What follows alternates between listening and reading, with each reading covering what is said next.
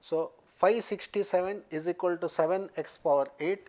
So 7 goes 81 times.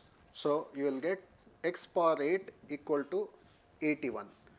Now this you can write it as x power 8 equal to, you can write 81 as 3 power 4, or also you can write it as root 3 power 8 also.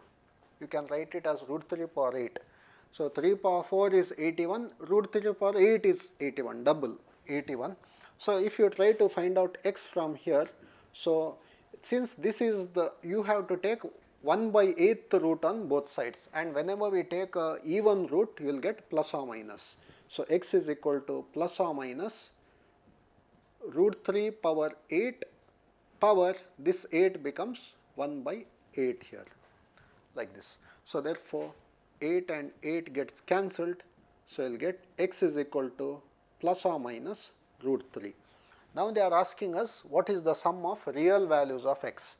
So sum of real values will be 0 actually, because sum of real values is plus 3, you have to add these, the real value is plus 3 and minus root 3. If you take the sum, plus root 3 and minus root 3 will be equal to 0, therefore 0 will be the answer.